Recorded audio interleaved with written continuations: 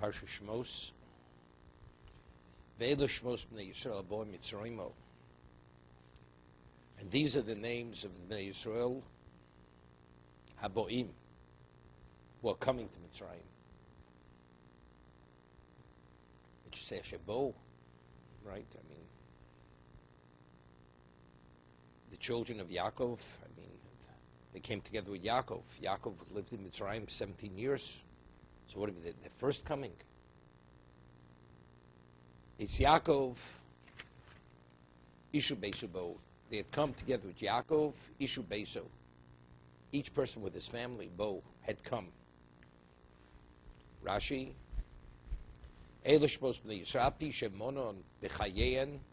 although they were counted when they were alive in parshas Vayigash, when they had come to Mitzrayim, right? It says B'Shev Nefesh Yodu. Obviously in Mitzrayim, 70 people had come to Mitzrayim, and over there they're enumerated.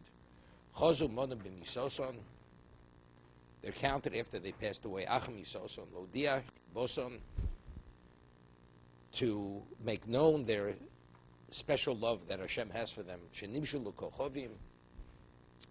They're analogous compared to stars. Shemotziv B'Mispar.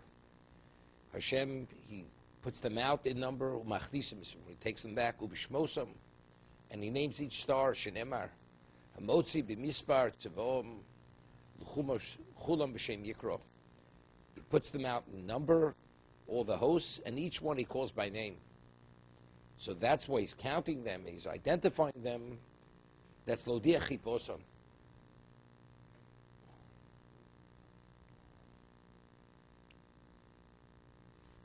It's interesting. What's the difference between a star and the moon? Right? What's the difference? Right? Exactly. That's the difference. Each of them, they're nibshlu kochovim. Each of them are the source of their own light. The moon only reflects the light of the sun. A star generates its own light. So Lodiachit Boson, each of them generated their own level of kedusha. Meaning each one had their own contribution. Each shevet themselves contributes to the whole. But it's interesting. Regarding Klal Yisrael, regarding the Shvatim, I understand. The reason why they're counted is Lodia Chiboson. But what about this? As we find by stars, He puts each one out by number and by name. Right? What's so special about the stars? Klal Yisrael, we understand. The Shiftei Ko, we understand. That's Lodia Chiboson. As we see by the stars. And what's so special about the stars? He puts the stars out by number and He identifies each one by name. Is that chiba? Why should that be chiba? What does that show? Why is there any special demonstration of love? To what? To the stars and to the by name and by number. By shvatim we understand because they're special. Because a tzaddik's not born a tzaddik. You become a tzaddik because you choose to be a tzaddik. That's bechira. So what's if we're saying that the basis for the chiba is the number and the identification, so what basis is the chiba when we speak about stars? You have the question, David. Yeah, Howard, what do you say? You go from 70 single people to a nation, so that the beauty. Wait. I want to know if you understand the question. I understand it. So what you're answering now has no relevance to my question. Well, it shows that Hashem loves the people that He no, you didn't listen to the question. Okay. You're not answering the question. The question is, we're bringing a proof that by counting, just as by the stars, He counts them by number and by name. So when He does with it, that's Lodi Chibosim as He does with the stars. What chiba is there by stars? It's not the stars. It's 70 people that came into Egypt. But Rashi citing is quoting Chazal. Rashi saying, "Api shemonim right? Sheholdi Chibosim shnibshelu kochovim." How did they get the kochovim? Because there were 70 people, and then it became uncountable. So that's the love. Hashem said. Yeah. Just like I accepted that, but I can't understand. Maybe something that's infinite. Okay. But what I'm hearing here is the Creator's love is infinite, and my. It's not us. It's not us. But It's not us. It's not us. It's specifically these individuals. As close as I can come to an understanding in vicinity of infinite is the stars. It has nothing to do with it. It has nothing to do with it. There's nothing to do with it.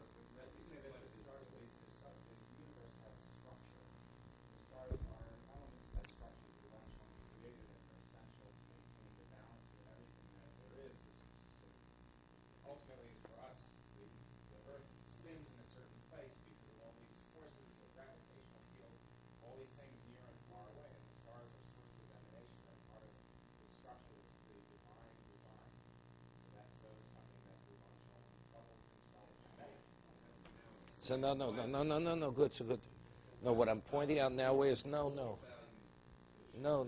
Put it this way. What is this? Lodichi boson. The chibo is not the stars. That he has to count the stars and he has to refer to them by name because they're essential to existence. They're essential to existence. We'll discuss in a moment why they're essential to existence. No, because all the energy comes through the stars. Right? That's the function, right? The zodiac. If you read the zodiac, you're able to understand what's going to happen in existence. Because all the hashpah and how, no, but I'm saying, wait. So that he counts the stars by number, by name, has nothing to do with love. He's not showing love. That just shows how essential they are. But why are they essential? Because God created him to function in that. But that's how essential they are that he has to count them and he has to name them. To make sure everyone is in place exactly how it must be, to show the importance of them. So we're talking about tzaddikim, people who are human beings. Why am I counting? The answer is you're essential. But why are you essential? Because I created you to be essential. Because you are, it's not, because that's chibosa. There can't be any other reason. Right? Because you're the ones, because you chose to be so special, therefore I count you. Just as they're essential, but it has nothing to do with chibo when it comes to the numbers and the naming of the stars. Okay? There must be a high form of shape, emanation, power in the world. Correct? Or not? I mean, you're saying that they're subordinate to whatever the Siddiqim do. It has nothing to do with chibo. They function like the tide rises, and of course not. The malochim. Look, that's the Kel Adon, right? Per v'chod noisin l'shmo. They give per v'chavod. They give glory and everything to Hashem. That's why He created them. But actually, He gave them tremendous power. Okay. Ve'ela. We have the Orchaim HaKodesh. What's the Vav? It's Ve'ela Shmos Bnei Yisrael. What's Ve'ela? What's the Ve'ela? So one pshat, he says similar. How do we know what Yitzchak was? Terrible. Yitzchak basically is an unknown entity. Yitzchak Avinu, right? We know a number of things. We know that Sari Menu asked Avram to drive Hagar with Yishmael out of the house because it was going to be a bad influence. We know he got married at the age of 40, and we know he was the Akedah, and we know that his son duped him, right, to get the brachas, right? And then afterwards he confirmed the brachas to Yaakov. But where do we see the tzidkus? We see special things about Yitzchak, that although it was a famine year, he planted, it was 100-fold crop. Yeah, but we don't say anything about his behavior. His personal behavior, his tzidkus. We don't say anything. Yaakov ishtam yoshev v'holim. Yaakov, Avram is chesed. So he says, the Orchaim HaKodesh says, Ve'ela told us, Yitzchak ben Avram, that Vav. What's Vav always in Hebrew? Vav achivur. It connecting. That the Torah is connected Yitzchak to Avram. Just as Avram was that exceptional tzaddik, Yitzchak is no less. So that's what lies in the Vav. Ve'ela Shemos Bnei Yisrael Abo Mitzrayim. Right? So he says, where is it? Ki kulam tzadim kavoseim. Ve'ela Mosel Yishonim HaRishonim Lehem Avram Yitzchak Yaakov Tzadikim El Yonim Kimaisa Ovos Also Abonim. You hear this? The Ve'ela means that the Shvatim are no less than the Ovos HaKadoshim. That's the Vav. That's the Vav HaChibur, which I wouldn't have known.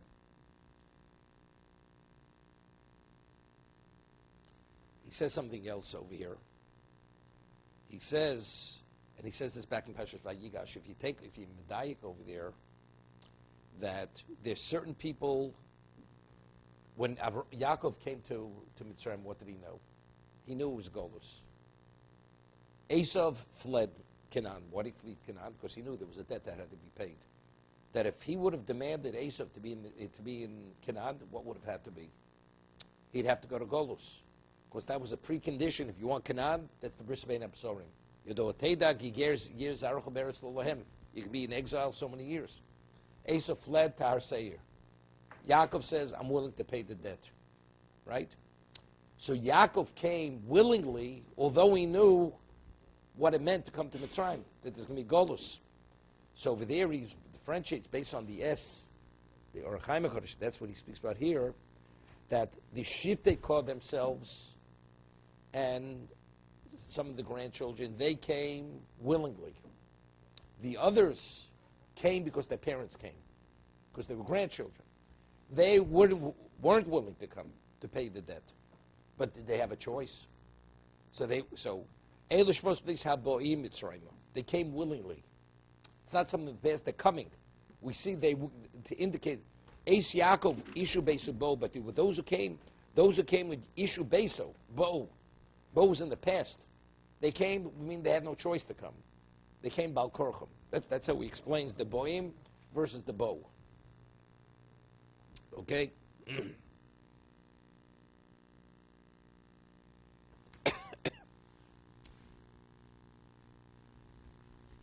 Of the 70 people, over here it only mentions and identifies how many of them? 12. Only the Shvatim. It doesn't speak about the children of the Shvatim, right? Eilu Shmos B'nei Yisrael Bo Mitzrayim Eis Yaakov Ishu Beisu Bo Ruvain Shimon Levi Yehudi Yisachar Zvulun Binyamin Dan Naphtali Gad VeOsher. Then it says V'hi Kol Nefesh Yotzi Yerech Yaakov Shivim Nefesh. In the total number, his descendants was 70. V'Yosef Hoye B'Mitzrayim. Okay? So over here the Sefarno says, what is the concept of a name? What does a name do? A name identifies what a person is, right? That quantifies a person. So the Gemara says that the total destiny of a person lies in his name. It's more brachas, right? Saying Shamos Moritz, saying Shemos Moritz. That the reason why Rusa Movia, who was a grandchild, Rus David HaMelech, right? In the name Rus lies David. Why? That meant she was going to be married a grandchild. She meraves HaKadosh Baruch Hu b'tirus v'shish bachos. She's going to marry a grandchild who's going to say to Hashem in song and in praise from the Raveh. She yeraves HaKadosh b'tirus v'shish bachos. That's Rus HaMovia. So the Gemara says, Tein Shamos Ba'oretz. I'll think Shamos or Shemos. So over here he says the Elu Anishkarim Bekar Hoyruin Livoda B'Shem Ki Kol Echum Im Roy Leus Nechshav Ish Al Shmo Hamor Al Tzurosa Ishius. The name itself identifies the issues, the individuality of the person. Kol Yimei Chayim Hoyul Moros, and therefore each one was a beacon throughout his lifetime. Each one of the Shiftei Kor. Lo Yotza Dor L'Tarbes Ro Omnam Achri Mosam Alo Yitzadikim Shebimneim Kol Kach Hashuvim Bein Elokim V'Odom. Afterwards, it was a gradual decline. They weren't tzaddikim on that level. Not in the eyes of Hashem, and not in the eyes of people. To be continued.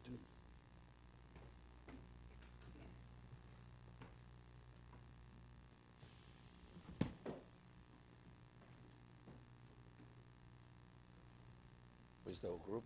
The whole teenage group, where are they? Maisa Sotin, that's the answer. You got it right on the head.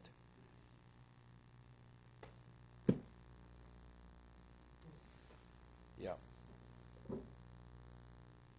Okay.